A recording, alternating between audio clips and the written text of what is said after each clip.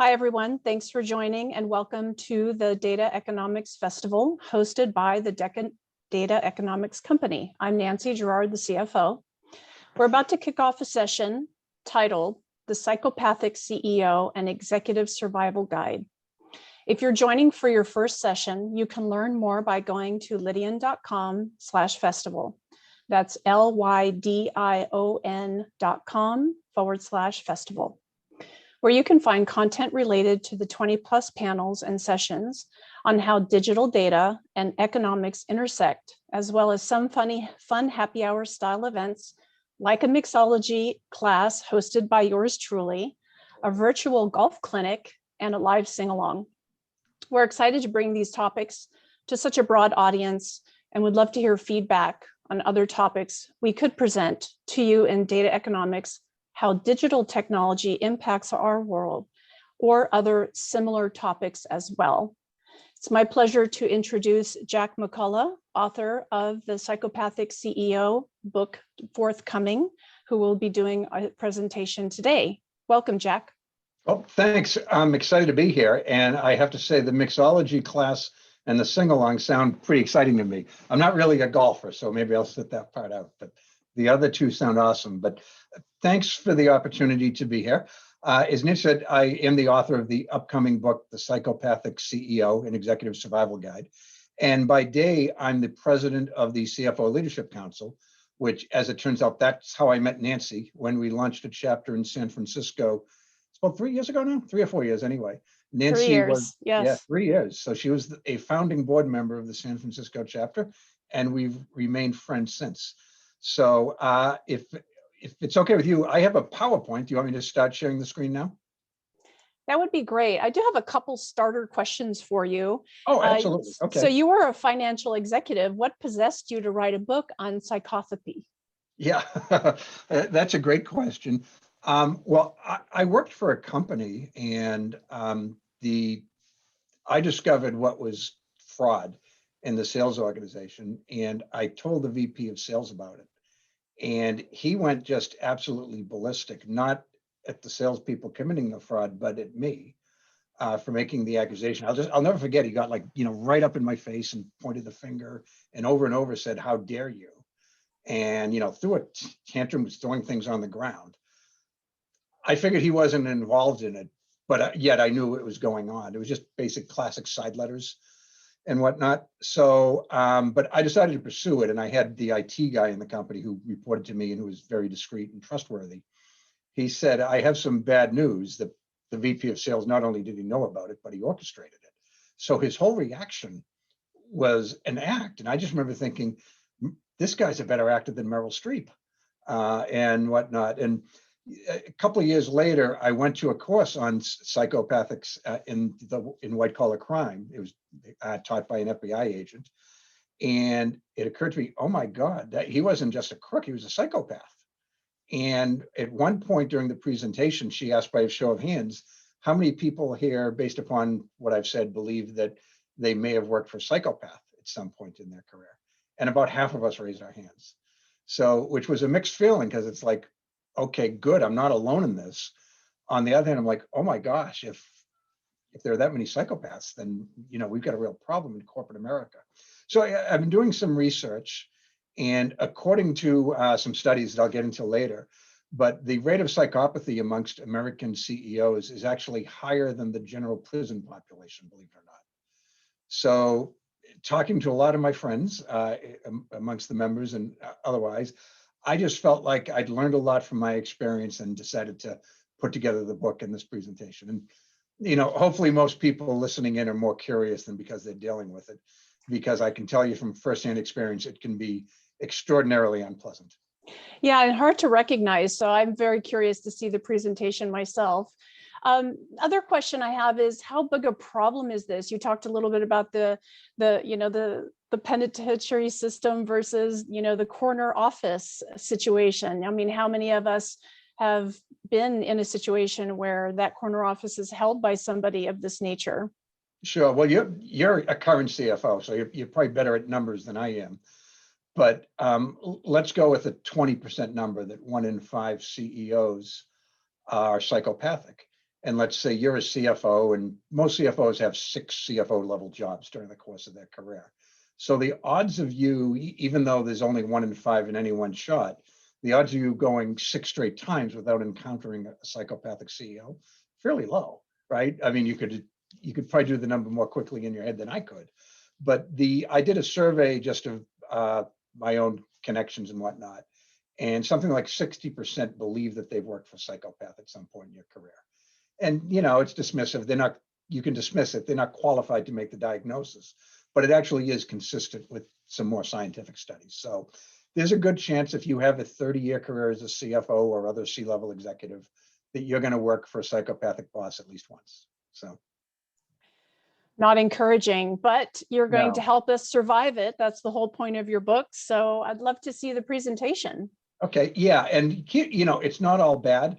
Later on, we'll talk about some famous psychopaths, but some of the most successful CEOs in the country within our lifetime, if they're not psychopaths, I'm personally not qualified to make that diagnosis, but a lot of people who are believe that these people are psychopaths, and it turned out they were very effective CEOs and changed the world in a lot of positive ways. So that said, why don't we jump into the presentation? Can you see that? Yes, and presentation mode, please. You got it. Okay. Excellent. So we can skip that. I love this quote, and I don't know if I should let our audience read it, or there might be people who don't have eyeballs on it. So I'll read it out loud. He's a charismatic leader who inspires people to follow him, a strategic thinker who can master the details, a tireless worker with incredible focus and problem-solving skills. He's well-liked by his employees, but he's also able to make and execute unpopular decisions. Above all, he's an exceptional communicator who can convey a vision to any audience, from Wall Street to the most junior employee. Nancy, would you want to work for this individual?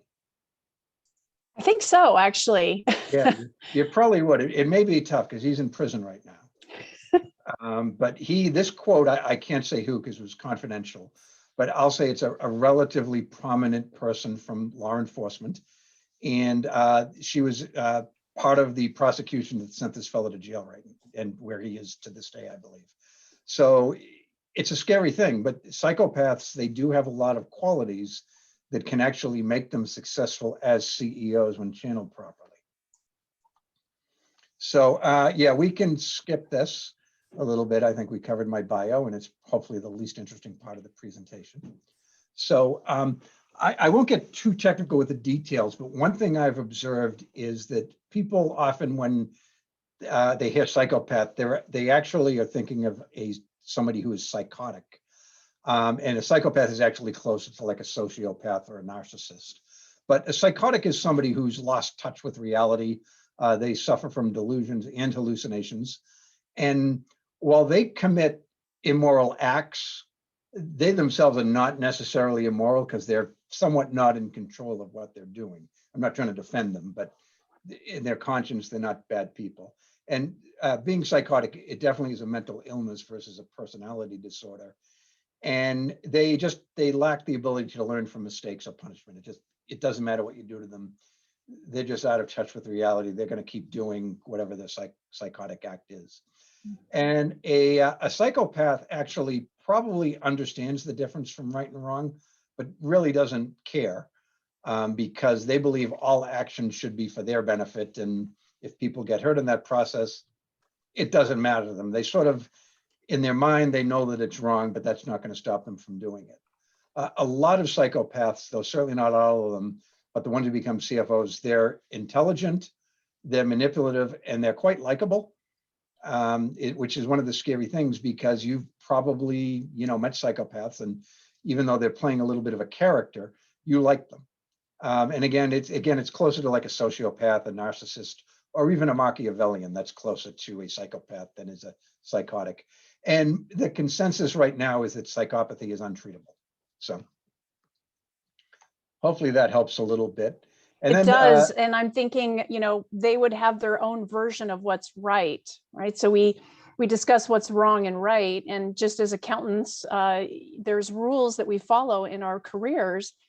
And it doesn't mean that something is wrong or right, but there's certainly a more rule-based, accurate, right version versus the interpretation that a CFO would have regarding a rule. So I could see how a CEO would, within the parameters of business, decide, well, sure, there's the wrong, which is the legal wrong, but then the right is the one that suits them as a leader and a strategic thinker. It easier grow the company, acquire companies, whatever it is.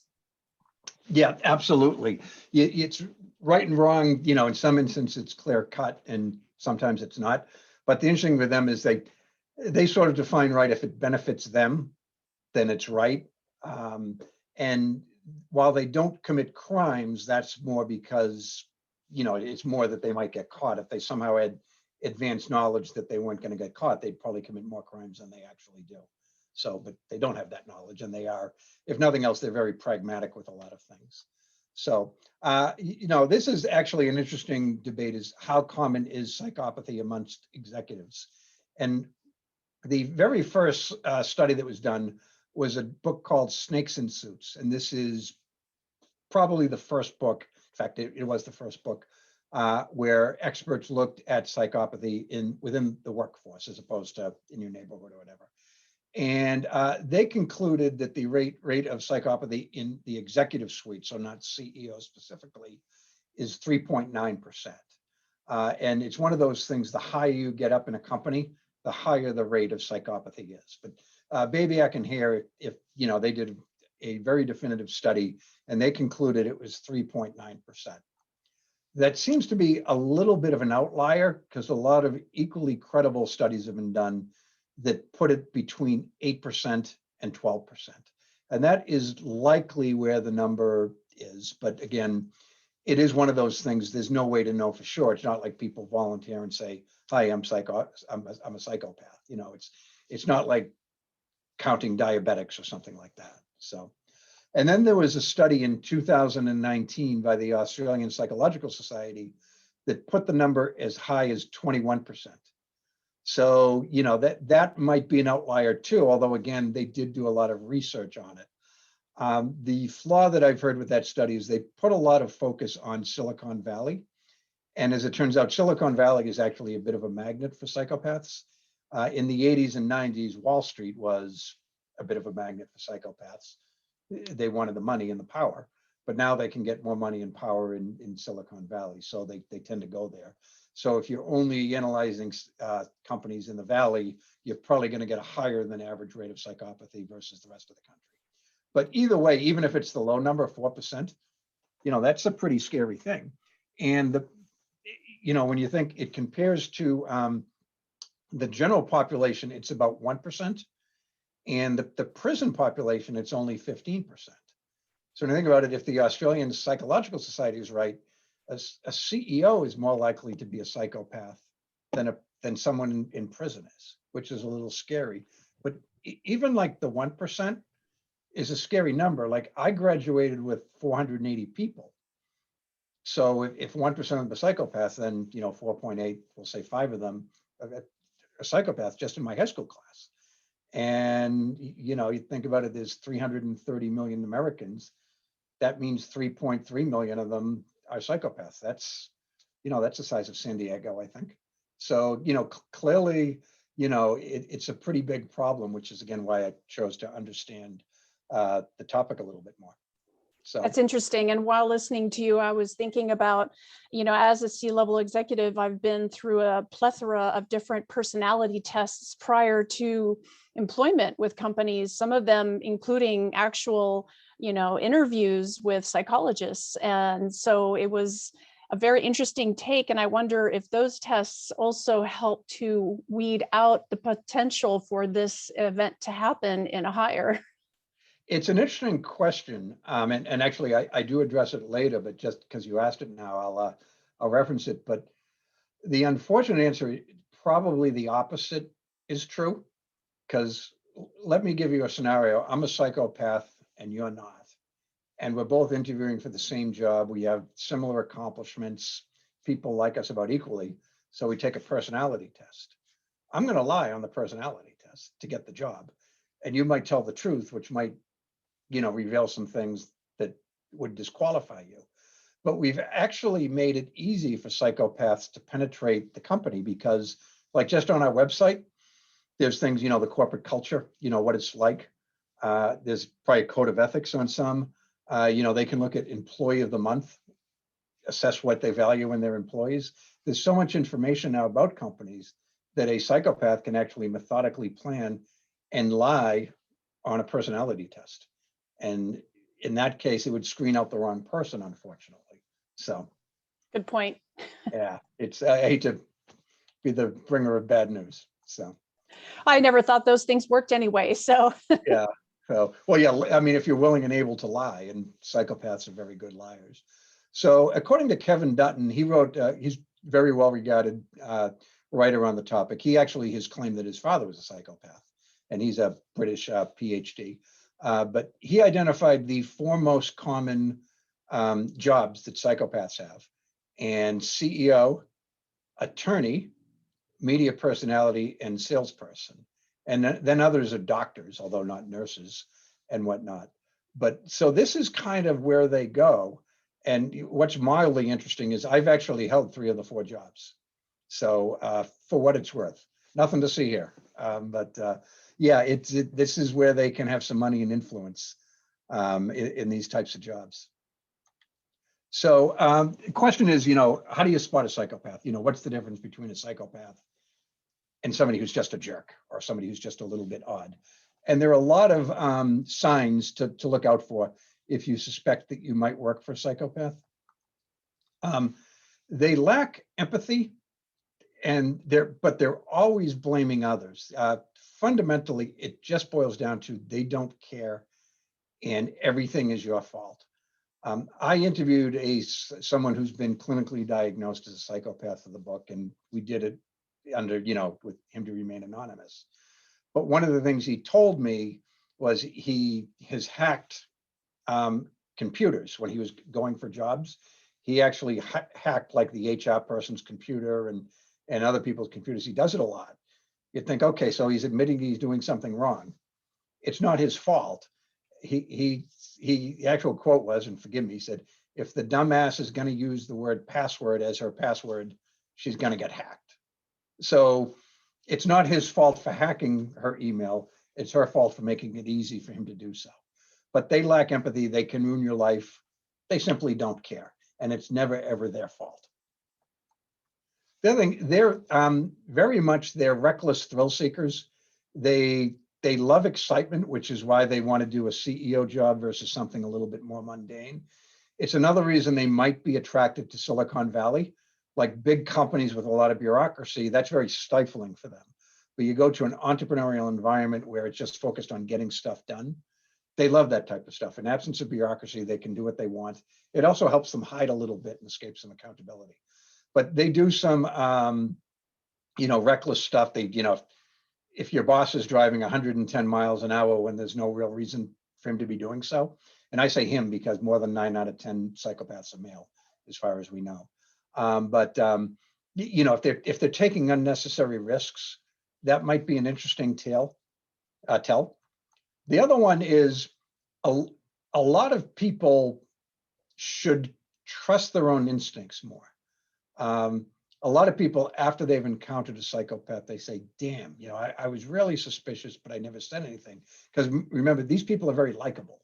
You probably are going to like your psychopathic boss. But a lot of people say there's something missing. A lot of them they never make eye contact with you. They never smile. Psychopaths notoriously don't understand jokes, and they don't know how to react to a joke. So if there's these little things that are kind of mounting up, pay attention to that a little bit. Trust your instinct a little bit more than you do. And you may actually, you may discover that if there's something missing, it's because there is something wrong. It's not your imagination. And if more people did that, more of them would be snuffed out. And I can't actually read that. So, because I'm blocking myself here. What does that say? Oh, yeah. Okay. Yeah. Notoriously, they're really big at taking credit for other people's work. So if you're working as a psychopath as a peer, there's a good chance they're going to try to steal a lot of your work and take credit for you. I think that's why a lot of it in sales, a lot of them historically have been attracted to a career in sales.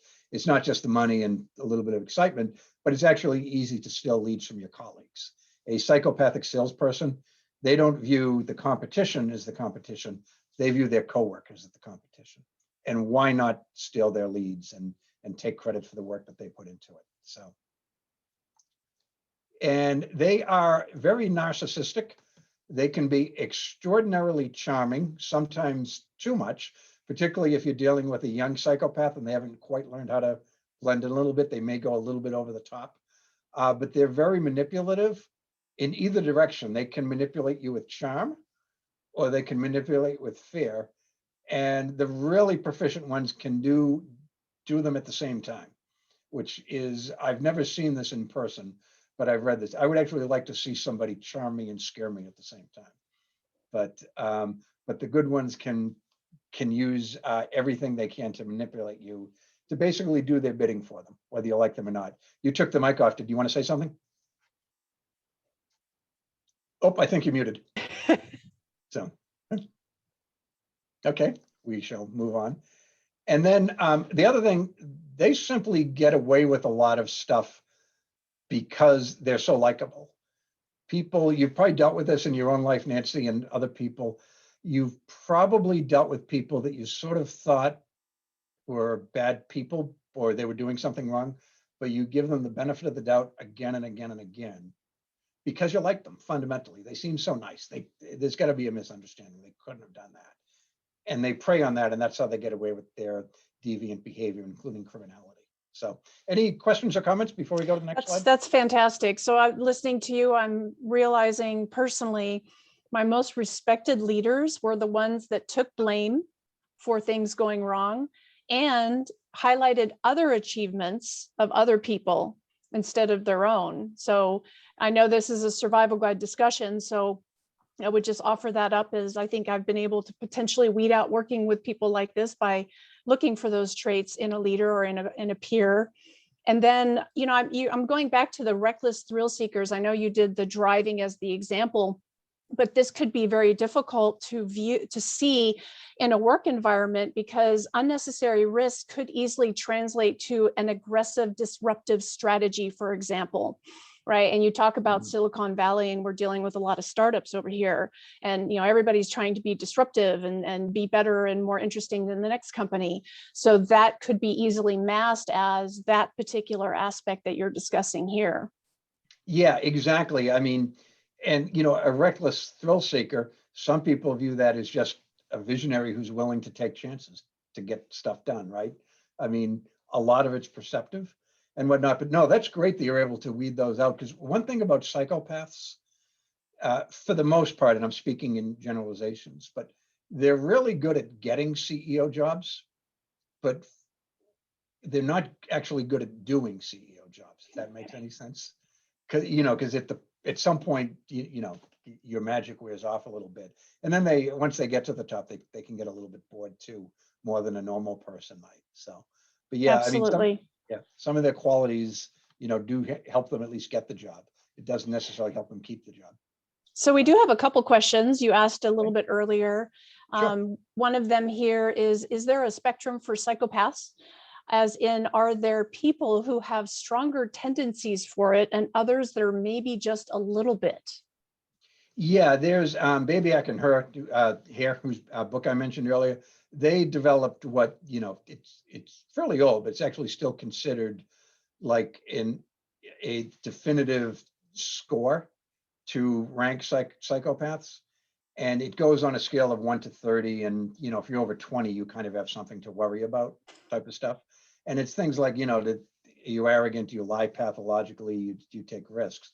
The problem with it, it is the type of test that you probably, it's difficult for someone like you and me to administer it, right? Because we have to make some assumptions on it and whatnot. And, they might be assumptions that they're not qualified to make. And the other thing, because they're gifted liars, a well-educated psychopath is fully aware of this test, and they will hide certain parts of their personality from you to make it difficult for you to detect it. if that makes sense. But yeah, I Interesting. did it to myself, because apparently it's a common phenomenon when you research this or any medical type of condition. You start to, you know, think that you're diagnosing yourself. Like medical students struggle with that all the time. So I was like, oh my God, that's a little familiar. And probably the one person that I can truthfully give the test to is myself, right? I mean, I wouldn't lie on my own test. And, you know, I didn't get I got a mid-level score. I'm I sort was of, going to say, what is your score, Jack? my score was 11. So, and I do believe that I actually answer the questions truthfully and completely. So, but yeah, it's over 20 that it becomes worrisome. So, Sure. And we do have also a question, another question. Wow, I'm going to do my best to pronounce the name. Asfandir Bandari, was Steve Jobs a psychopath? Is there anything about being psychopathic, getting things done? Is it incurable? What is the best path to deal with them or avoid them? sure. Okay. A few questions there. One of the late slides, I'm going to talk about some famous psychopaths. And interestingly enough, Mr. Jobs is one of the names that will come up, Nancy. So yeah, we'll talk about him. You know, again, I'm not qualified to say who is or who is not a psychopath, but I will say in the course of my research, the general consensus was that he probably was a psychopath. But again, that gets to the point, some of them can do good. And like, if you can sort of channel the psychopath, you know, to the good qualities they have, the focus, the intellect, the ability to communicate and inspire positive action in people, while keeping them from their darker side, you know, that can be a positive thing. The other questions, I've actually already forgotten them, but any one you'd want me to address out of that? He has like 3 or 4. Yeah, you're muted. Thank you. Is it, if it is incurable, what is the best path to deal with them? You know, one of them being avoid or confront, potentially, adding to that question. Yeah, I mean, avoiding is often the best thing to do, you know, because if you get in a battle with a psychopath, there's a really high likelihood that you're going to lose that battle for reasons we'll get into. But they don't think the fight's over until they've won. And even when you think they've lost, they're going to keep fighting you. And they're better at this. They're more manipulative. They're going to get, you know, people that you think are loyal to you to be on your side. And let me just give you an example. And it was one of the members shared this with me. He didn't suspect at the time that his boss was a psychopath. And he confided in him that his son had cancer. And this was a CFO, one of the members of the group, in fact, Nancy. And he told the CEO he had cancer, and they just sort of had hey, this guy I like, we're kind of talking off the record about something going on in my life. Well, the CEO, the psychopath said, this is something I can exploit later if things get dicey. So he actually went to the board. He betrayed the trust and said, hey, I just want to let you know, Mike's son is dealing with cancer. You know, things are okay, but I think it's something we need to keep an eye on, you know, that this is going to be a very difficult time for him. Let's go easy on him as best we can. So he actually put on the face that he was actually protecting Mike's best interest. A few months later, things are going awry. Mike starts to suspect that the CEO is not everything he thought. And the CEO figured it out. He went to the board and said, Mike's son is getting worse. I think for his own good, we should fire him and give him a generous package. He needs to focus on his family right now. We need to let him do that. He can't do this job and focus on the family.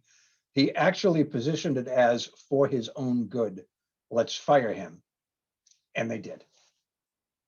And they gave him a 6-month severance. So to him, he was storing all this information to use against him.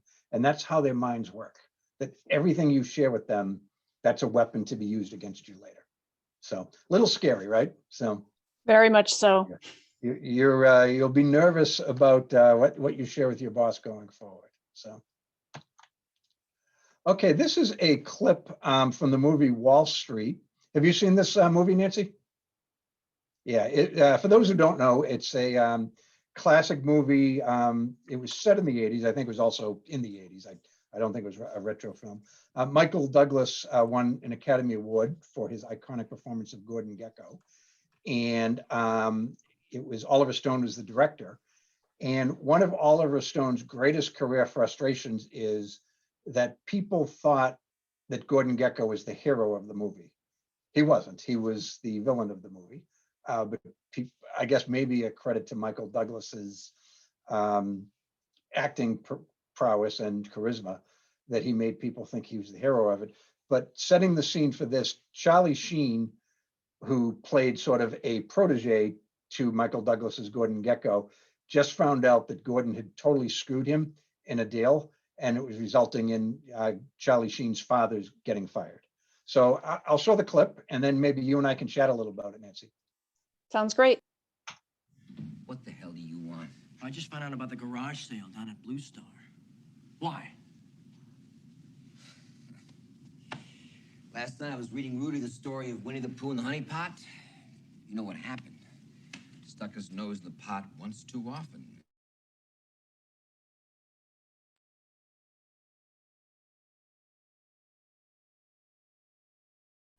You got stuck. You fucking used me. Well, you're walking around blind without a cane, pal. The fool and his money are lucky enough to get together in the first place. But why do you need to wreck this company? Because it's wreckable, all right? I took another look at it and I changed my mind. If these people lose their jobs, they got nowhere to go. My father has worked there for 24 years. I gave him my word. It's all about bucks, kid. The rest is conversation. Hey, buddy, you're still gonna be president, all right? And when the time comes, you're gonna parachute out a rich man. With the money you're gonna make, your dad's never gonna have to work another day in his life. So tell me, Gordon, when does it all end, huh? How many yachts can you water ski behind? How much is enough? It's not a question of enough, pal. It's a zero-sum game. Somebody wins, somebody loses. Money itself isn't lost or made. It's simply transferred from one perception to another. The richest 1% of this country owns half our country's wealth, $5 trillion. 1/3 of that comes from hard work. 2/3 comes from an inheritance, interest on interest accumulating to widows and idiot sons. And what I do, stock and real estate speculation. It's bullshit. You got 90% of the American public out there with little or no net worth. I create nothing. I own. We make the rules, pal. The news, war, peace, famine, upheaval, the price of a paperclip. We pick that rabbit out of the hat while everybody sits out there wondering how the hell we did it. Now, you're not naive enough to think we're living in a democracy, are you, buddy? It's the free market.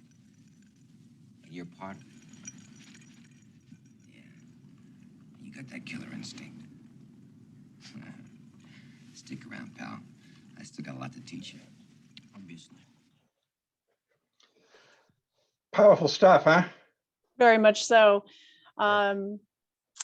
Definitely remember that movie, really enjoyed it. And you're right. I was feeling like the antagonist and protagonist were switched.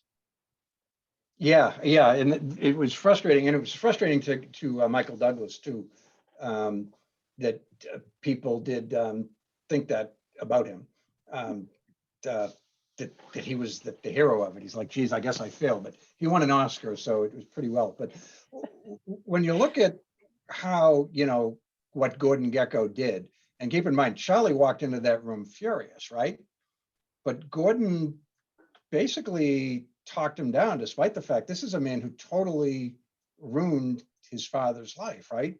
And Gordon Gekko calmed him down. I cut out a little of the scene, but in about 3 minutes, he had him back on. But anything like strike out at you about, sort of psychotic behavior or just odd behavior? And I actually wrote down a list if, I know you're seeing it for the first time. So. That's interesting. Well, the main thing that I was thinking is back to your point of this is a survival guide that you're writing, is one would want to study and learn what is motivating the specific psychopathic CEO that you have identified. And as you said, it's not necessarily just the CEO, but it could be a C-suite individual that you're partnering with, especially given our roles as CFOs. And then figuring out what is winning to them, because winning could be very, very different. Circling back to the earlier discussion on recklessness and, following, not getting caught. Definitely seen that, where I'm going to do as much as I can just up until the point where I might get caught. So the larger the legal team, maybe the more reckless the behavior could be, and the risks that that person is willing to take. I'm also thinking about the SEC requirement to sign documents by both the CEO and CFO for public companies. That puts you at great risk now. So that could potentially curb some of that recklessness. Those are the thoughts that I've been having generally. I would say, as another tactical, here's something I've used in the past. I rarely share anything personal with my CEO or even my peers. That has sometimes labeled me as maybe less social, but I'm very well aware that that kind of information can be used against you, and it's just not really necessary sometimes. You want to be friends, but it's better to keep things on a professional level, especially at the C-suite. Yeah, I mean, I'm sort of with you, like a lot, some of my coworkers over the years have sent me like Facebook friend requests on Facebook and whatnot. That kind of gets into, well, geez, do I want to expose them to that part of my life? I mean, most of my Facebook friends are people that I knew in, kindergarten and in elementary school. I'm still friends with them, but yeah, it's probably wise to keep that part of your life separate to the extent you can. But a couple of things why I thought this was a powerful scene is, you may recall, I mentioned that, like psychopaths, nothing's ever their fault. And when Gordon realized that Charlie had the goods on him, I don't know if you picked up on it, but he said, a blind man, you're like a blind man walking around without a cane. A fool and his money are lucky to get together in the first place. I wrecked the company because it's wreckable. So none of what he did, he lied to his face and totally screwed him. Not 1% of it is Gordon Gekko's fault in his own mind. And then, what I thought was interesting, he told him that when the deal's done, he's going to, as he put it, you're going to parachute into the company of rich man. Your father's never going to have to work another day in his life. But Gekko couldn't get beyond that it was about money, right? Yeah, your father's mad at you because you lied to his face, you ruined his career. And, he put like 40 years into this airline, and he wiped out the jobs of all of his coworkers and friends. But that's okay, because you're going to be rich and you can financially take care of your dad. Gekko didn't really understand the problem, it would appear. And then, he started flattering at the end, which, again, psychopaths use flattery quite effectively. He started talking about the capitalist system, and you're a part of it, and I've got so much to teach you. And at the end, Gordon, he was back on Team Gordon. I guess the other thing is, with hindsight, it's weird that Gordon Gekko played the psychopath and Charlie Sheen played the normal person. It's like, I think in real life, knowing what we know today, it might be the other way around. So Charlie's had his moments. Yeah. Hearing you speaking, I'm also seeing a definite lack of empathy in that conversation at every turn. Yeah, it was all about making money and nothing else matters. It enriched me, so we're going to do it and we're going to rationalize it. And if 600 people lost their livelihood, so be it. So yeah. We've got a few more questions if you want to pause and maybe look at those. Okay. Yeah, why don't we take them? I'll just go to the next slide. So, sounds good. Actually, so the first one is, are there passive psychopaths in the same way as passive aggressives that are not overly so, but act in counterproductive but silent ways? Yeah, there are. Well, it's one of those things. Most psychopaths are not criminals, and most criminals are not psychopaths. A lot of them, just sort of go and live their life, and they don't do a whole lot of damage along the way. They may be incapable of forming friendships and having normal relations, but they're not all necessarily destructive.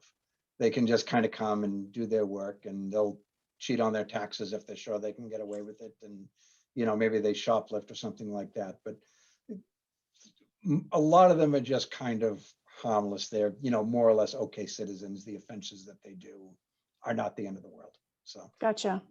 The next question, which circles back to a little bit of what I've been offering from my perspective, How do you stay off the radar of a psychopath? How do you make yourself not appear as a target that can be used in their manipulations?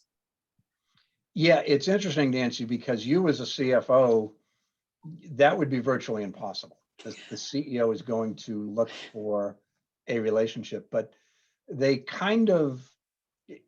start assessing people like as soon as they meet them, and it's how useful they can be. And they will define people usefulness. Access to the flow of information is a big deal. So HR people, accounting and finance people, human resources people, a lot of times when they're in a middle management type of job, they will befriend like the CEO's executive assistant, so they can, get those close one-on-one meetings because the EA likes him or her. So there's that type of thing. And then there's other people that they put in the enemy bucket pretty quickly. For some reason, my charms are not working on this person, or this person is just naturally skeptical, or this is another salesperson. So rather than work on stuff together and collaborate, they're my enemy, and I'm going to run them right out of this company to look good. And so what the person asking the question, they want to be sort of in that neutral bucket. And it's difficult to do. I would say just kind of keep your head, if you're suspicious that someone might be a psychopath, keep your head down, do your job extraordinarily well.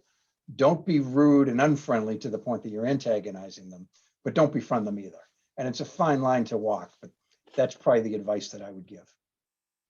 Excellent point. And I'm just seeing it's more of a comment here. Wasn't the Gordon Gekko clip a good example of a psychopath being scary and charming simultaneously? Absolutely. Yeah, okay. Thank you. I owe a solid to whoever pointed that out, because I hadn't thought of that. So makes me not wonder if I'm like that, if I've seen people like that. So, well, I have to tell you, Nancy, the very first person I told that I was writing this book in my professional life, I told my wife and a couple of my friends, was my executive assistant. And she said, "Oh, what's the name of the book?" And I said, "The Psychopathic CEO." And she said, she asked me if it was an autobiography. What kind of question is that? No, it's not an autobiography. So, Jack, I've worked with you plenty of years. I know that you're far from it. or I'm good at faking it, because, I'm That's true. indeed. So anyway, why don't we move on? How are we doing for time? We're good. Okay, so, the question is, why do they even find success in the corporate environment? And they have a lot of qualities that actually is helpful for an executive, as much as we maybe don't like to admit it as executives. But one is, I mentioned earlier, they're really good at getting CEO jobs. The result of executing CEO jobs is somewhat mixed. But they have an eye to moving up the ladder, and that's their focus. So they will actually just do, if being collaborative helps them move up the ladder, they'll do it. But if there's an opportunity to not be collaborative and move up the ladder, then they won't be collaborative. But they will do kind of whatever it takes to promote their own career, even if it's to the detriment of the company in total. If they think it'll help their own career advancement, they're going to do it. And they can be laser focused. So if you give them a problem and they find it challenging and intriguing, or they're otherwise motivated to find it, they can just boom, focus in on it and solve problems more quickly than normal people can. Another thing is, they don't feel emotions like most people do, and that can be a negative thing, but sometimes in business it can be a positive. And let me give you an example, Nancy. You're the CEO of this company, a manufacturing company, and you have this plant in the Midwest. It's one of those old mill towns. 60% of the people in the town work in your plant, and if it were to close, it would devastate not only the employees but the entire community. But the plant is a drain on the company. It's unproductive. It's slow. It's inefficient. You sort of know you've got to maybe send manufacturing off to China. Someone like you or someone like me, we could actually make that decision, but we'd probably belabor the point for weeks, maybe even months, and find alternatives. Let's invest in the plant. Let's try to make it more productive. Let's train the employees. Let's look at some other alternatives. Let's bring in some outside consultants. Anything to avoid sort of, creating a disaster for this community. That's how I'd handle it. I know you, that's how you would handle it too. Now, ultimately, we're going to do our jobs and maybe we will shut down that plant. Maybe it's unsalvageable. The psychopath, once they figure it out, that decision is made. They, if they figure it out at 8 o'clock in the morning, the plan to close that plant down is starting to be executed that day. They just don't care. If it's a drain on the company, it shouldn't exist. We're not going to retrain our employees. We're not going to give them severance. And if we ruin an entire city in this country, it's not my problem. I don't live there. I don't know these people. If they just did their job a little bit better, they wouldn't be in this predicament. Wouldn't that be a telltale sign, not open to debate after their mind is made up? So there's another great way to recognize one. Absolutely. Yeah. Once their mind is made up, boy, it is going to be difficult to change that. So that's a good point. The other thing is a lot of times they are highly charismatic. And if there's such thing as too charismatic, maybe some of them are. If they just seem to have too much the showman on stage, then, it might be a sign. And I'm thinking our most recent president, Trump, I know the audience I'm talking to, probably not a lot of Trump supporters in here, and I won't get into his politics, but he's very much the showman, right? I mean, he inspires some extraordinarily loyal behavior amongst his followers, and he's got a lot of them. So whether you like him, love him, or hate him, you've got to give him credit. He is an extraordinarily charismatic individual. He can inspire people to do things that, maybe are not even in their own best interest. And so if you've got somebody like that who's a bit of a showman, and they're more into being the showman than actually doing the job well, that might be an indicator that there's not a lot there, but they're just good at talking about it, but not doing it. They are extraordinary communicators. Again, remember my original quote, they can talk to Wall Street and they can talk to the most junior employee in the company, and they can inspire faith in both parties. Not many people can do that, but a psychopath actually learns how to do it. And then the other thing is they view themselves as playing a role to, they mimic what acceptable behavior is. And in fact, the psychopath that I interviewed, he admitted to me he does this. He will read code of ethics and, what they value in employees. And he said, and I got a little judgmental, and he said, he started talking about online dating. He's like, well, when you think about it, let's say you're attracted to someone's online profile and you see that she loves walks in the woods, traveling to Europe and fine wine.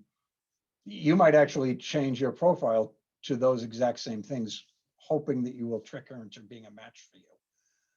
He views the two as equivalent, and they sort of are. I mean, I've been married since the 1980s, so I don't know a whole lot about that industry, but I can kind of get his point. But he's just like, yeah, I'm just playing a role to, enhance my own chances of success. He didn't view it as anything evil that, he pretended to embrace the company's culture as opposed to actually embracing it or finding a company whose culture that he does like. So if that makes sense. Were you going to say something? Yes. Absolutely. There was the question that popped up that seemed pretty interesting. As a business leader and a board of directors participant for a few companies, is there a way I can keep psychopaths from getting into my company and or climbing the ladder? Are there some good prevention steps? We briefly mentioned that these personality tests are just easily faked and controlled by that person. So any advice there? Yeah, actually, there's a slide on that a little bit. So Let's with go due there respect then. to the question, you want to press on? I'll, Is there any other questions now, or? Just a comment bigger than about the movie. It's a zero-sum game. You win or you lose. Nice comment. Yes, so indeed. So, okay, so look at that. How can we screen out a psychopath? Yeah, and the answer is it's really hard because a lot of the things have a counterproductive take. Personality tests, in theory, they seem really good, but if you've got a psychopath who really wants the job, they're gifted liars and they'll game the system and they will lie to get the job. If they're lying about accomplishments on their resume, they're certainly going to lie on a personality test. So I understand the instinct, but they may actually work against you instead of for you. They charm and lie during the interview process. And this is a lot of times where I think you need to empower your human resources people. And getting back to the point, trust your instincts a little bit. A lot of times, and it's also why in Silicon Valley they're able to get through the cracks a little bit. A lot of times HR is ignored during the hiring process, even at the executive level. And, I've heard stories where candidates have just been so charming on the interview, they've actually instructed HR, don't check references. And, don't bother doing that type of stuff because this is the perfect candidate. We can't wait. We're not going to get a better candidate. I want to give this guy an offer before he leaves. And forgive me for always referring to it as a he, but again, they usually are in this case. So, but HR, they tend to have a better intuition than maybe some other executives do. So if you're the HR person, or if you're just suspicious generally, don't be afraid to hold the process up. Say, you know what? I want to check the references. And you know what? I want to check references that he didn't give. Okay, he worked at this company and he gave that reference. I know 2 people that work there. I'm going to call them and find out what they think about it. So again, the Valley and some other places, they're more focused on the end result and the process. And I get it. Who am I to criticize the results they've gotten? But once in a while, the process actually can save you. So again, they tend to embrace the culture. So, if you think you have a strong culture, they tend to view that your love of your company's corporate culture as a weakness, and they'll use that against you. Even things like if you've got a forgiving culture, you let people make a mistake and you forgive them, they'll use that against you. It's like, hey, you give everyone else a second chance. Where's my second chance? Why don't I get one? Do you really mean it when you say that you have faith in people? And they're actually very big on, they'll exploit religious people because religious people, a lot of religious tenets are about forgiveness. And that's, I'm not a religious scholar at all, but that's true across a lot of different religious views, that forgive the sinner. And they will actually, that's a sign of weakness that they'll use against it. So they'll pretend to embrace the culture. And the fact that, if they love the culture, they'll use it against you. And then again, I made the point earlier, but they view themselves as an actor playing a role. So I would say all in all, it's pretty difficult to weed out a psychopath. You really have to follow the process. And if something doesn't seem right, don't be afraid to say so. It's tough to do, right? Like if, let's say you're in a room and 7 people want to hire this CEO and something's bugging you, but you can't put your finger on it, Nancy, right? And that when the person's hired, he or she is going to be your boss. Do you want to say to the other 7 people, I don't trust this person, let's slow it down? Because he might get hired anyway. And then, you've accidentally made an enemy, right? So. I was thinking I've been in a situation similar to this, and a very tactical way that I've addressed that kind of problem is have one of the major interviewers only by phone. Because if somebody is highly charismatic, good at mirroring body language and tonality and using common language, and they do their research, when you're sitting with them, you're going to be feeling great. But if you are on a phone without even an image to look at, and you're asking very specific questions, and whether or not they answer them well is more perceptive to somebody who isn't influenced by the extra entertainment, if you will. Yeah, that's actually a very good point, right? Yeah, take away a little bit of a distraction and allow you to focus on it. But again, the person I interviewed, he never graduated from college, and he's in his early 40s. And he said, yeah, I understand now why people don't bother to check to see if I went to college, but why did they not verify that when I was 23 years old? He's like, yeah, now I get it. It almost doesn't matter whether I went to college or not because they're not hiring on my degree. But he's like, why aren't you just a simple thing? It'll take you 15 minutes. Call the school, find out if the person graduated or not. Not that hard. It's crazy. So, oops, let's chat a little bit about why there's such a formidable challenge in the workplace. Again, they charm and fear. They can intimidate your allies into silence. If charm doesn't work, They will scare them into being on their team. So you may think, okay, he's behaving aberrantly. I'm going to try to take him on. I'm going to report him the board or do whatever. He may have turned your entire team against you through a combination of charm and fear. So you may be fighting a very lonely battle. So again, they're ruthless and remorseless. They don't care. You may simply want to alert the board of aberrant behavior and to replace the individual. They want to wreck your life. So, that's really not a fair fight. One person told me he actually worked for what he believes to be a psychopath and actually got him fired successfully. This guy used to live in suburban Massachusetts, kind of, a crime-free type of neighborhood is how he described it. The 1-year anniversary of the guy getting fired, his car was vandalized. An odd coincidence. And then it in his driveway. Then on the 2-year anniversary, it happened again. And on the 3-year anniversary, it happened to the guy's wife's car at her office. The psychopath probably figured that he would get caught if he tried it a third time. Point is that this is a classic case of the battle wasn't over until he won. He was just going to keep fighting. Do you really want to take on a guy like that, right? They actually ultimately had to move to a different part of the country. They could never prove it was him. They kind of knew it was, right? I mean, what are the odds of this happening, 3 straight anniversaries of him getting fired? Pretty much none, but that's not provable, right? So what can you do? Again, they're better at scheming, and they've been sizing you up as an opponent since the very first time they met you. So you're preparing to fight them. They've got, depending upon how long the relationship is, but they may have a 2-year head start, and they've been preparing for this fight for the whole time. They're a lot more manipulative. They'll lie. They'll, use guilt, whatever it takes. They will manipulate the board. They will manipulate investors. They will do whatever it takes to win. And they view your weakness, your compassion, as a weakness to exploit.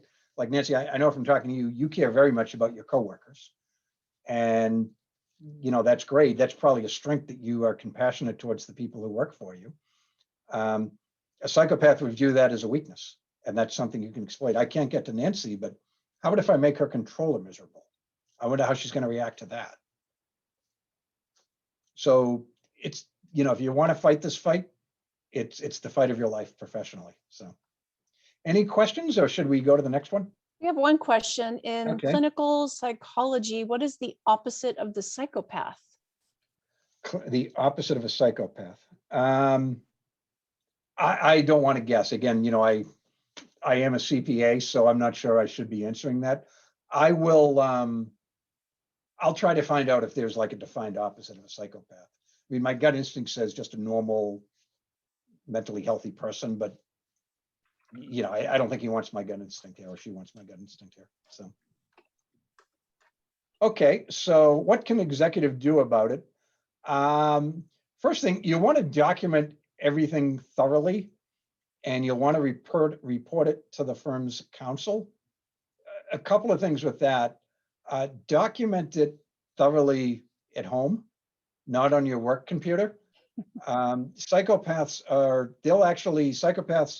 the one guy told me, same guy, he was middle management, and he told me he persuaded the IT guy to give him access to the CEO and the VP of HR's email. And he wasn't even like the boss of the company. He just got the guy to do that. There's a really good chance that your psychopathic boss has access to your email and you don't know it. And then keep in mind, you might like your attorney and your attorney might like you, but their loyalty is to the company and not you. So if this is going to be a prolonged battle, hire your own attorney if you want to. It might be cheaper to quit, but if you're gonna stick this one out, you might want to get your own attorney. Understand your opponent and yourself. It's imperative that you understand what your own weaknesses and hotspots are, because even if you've never consciously thought about them, your boss has.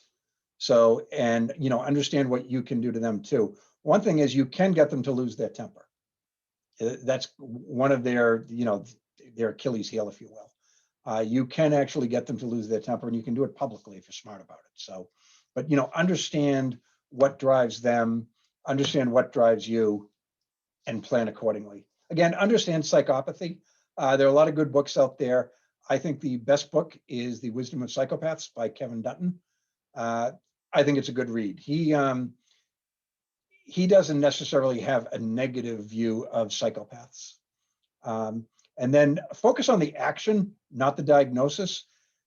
Don't tell your board of directors that you think the boss is a psychopath, because you're not qualified to make that diagnosis.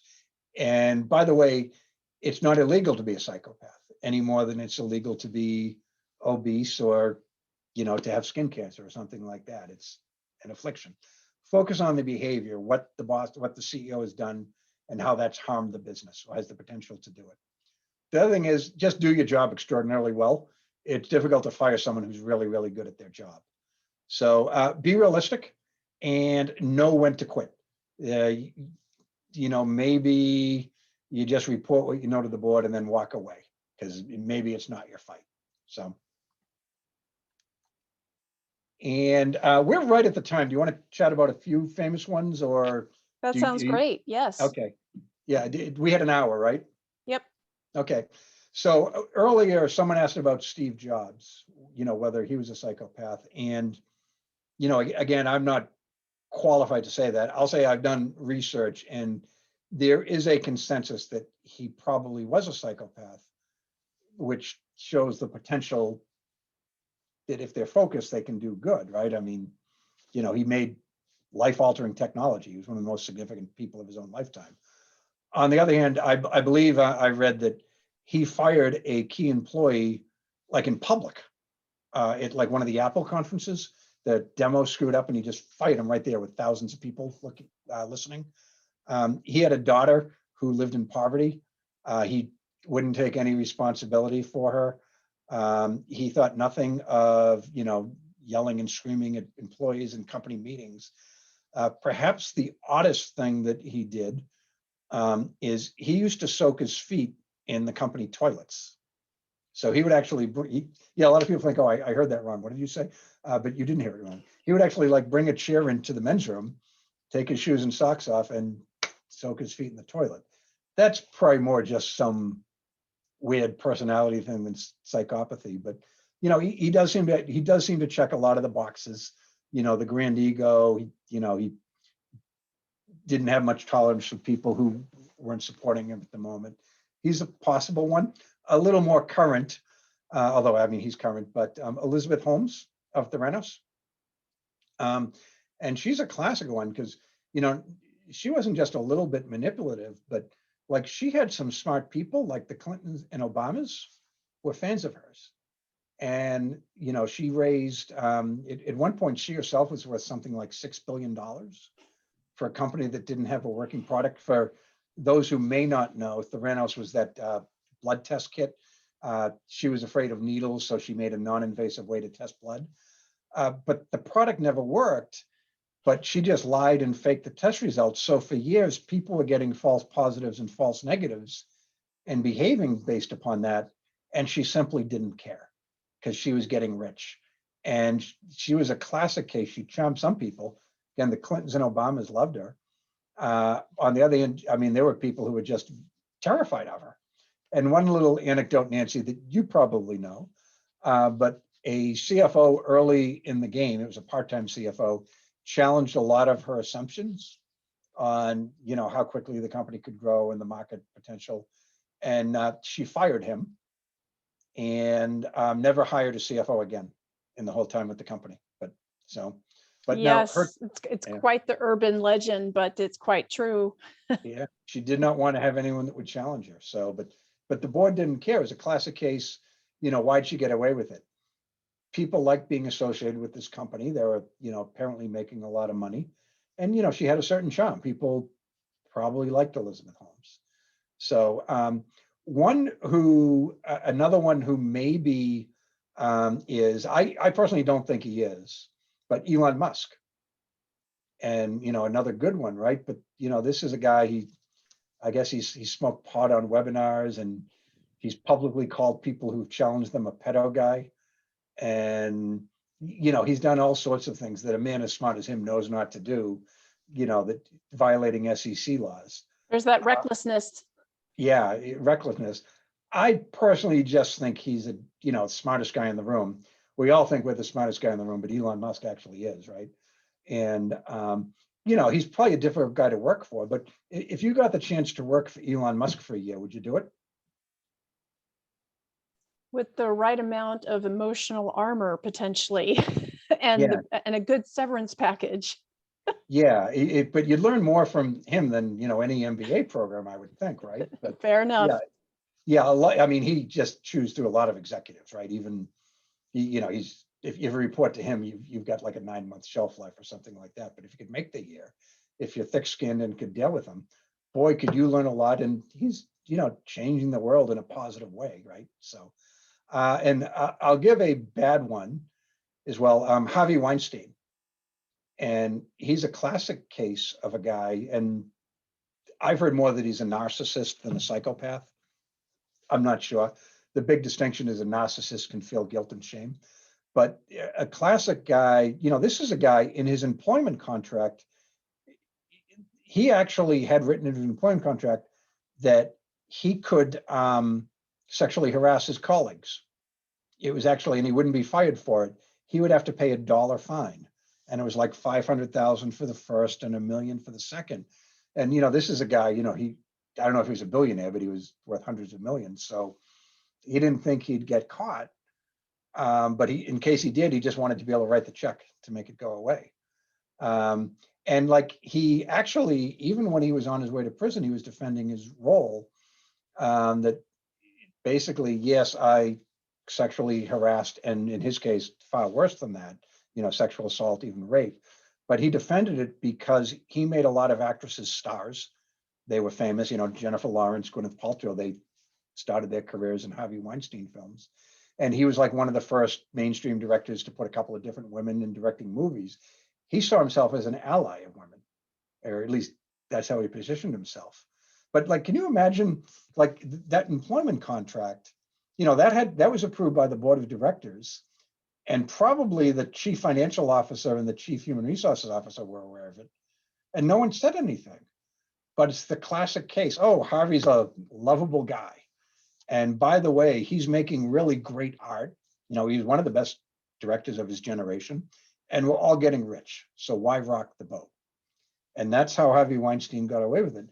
No one challenged him until it became, it just became too much that they had to get rid of him. But even, and I'm not a movie buff, but like he used to brag about his relationship with Jennifer Lawrence, who was, before she was a star, she was 21, 22. But there was another actress, Julianne Moore. She had a very good professional relationship with Harvey Weinstein, Meryl Streep. But they were established stars before they met Harvey Weinstein. So he was preying on weak people.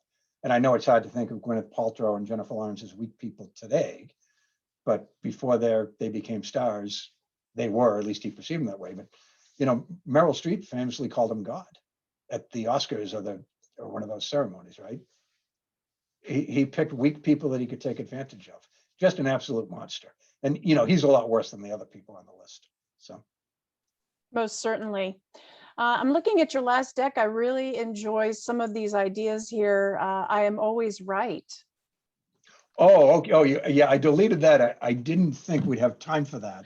Well, So, we are over time, but we still okay. have all of our participants. So I think we have their interest. And I Okay. think it would be fun to just take a quick look at that. And then, yeah, we can wrap up. Okay. Since they're not on my deck, why don't I stop the share and you Yep. can just kind of read them to me.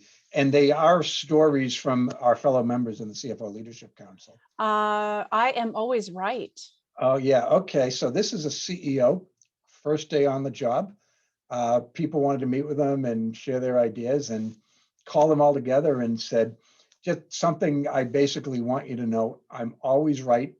I don't need your help forming the strategy because I know what it is. I'm not going to make mistakes. I will give you orders. You will follow them, and you'll give me the information I need to make a decision. And if you're willing to play games like that, we'll all get rich.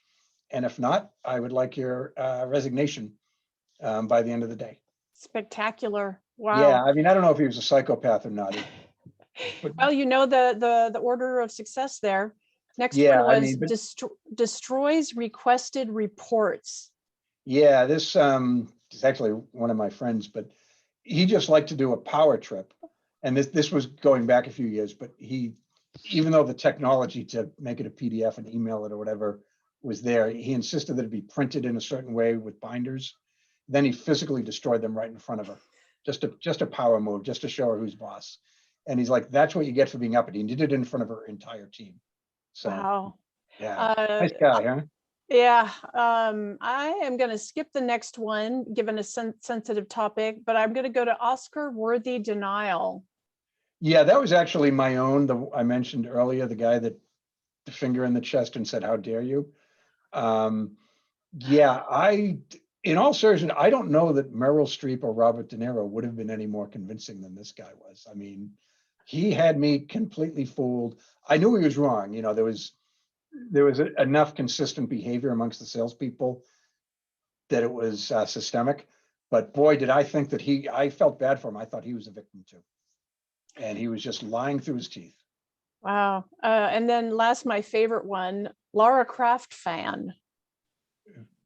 Okay, we're into PG-13. Okay, I'll just say, and forgive me, but this guy called in the CFO and the HR people, and I won't use the language that he used, but a couple of F-bombs in there. And he basically told them to stop wasting his time interviewing fat chicks, that he wanted women who looked like Lara Croft. For those who don't know, Tomb Raider, that game, I forget the name. Angelina Jolie played her in the movie, if that gives you any hint of where he was going. But that's what he valued in female employees. Wow, that's spectacular and an HR professional's nightmare. Thank you so much, Jack, for speaking today on your upcoming book. Can't wait to actually read it. Any last thoughts you'd like to share?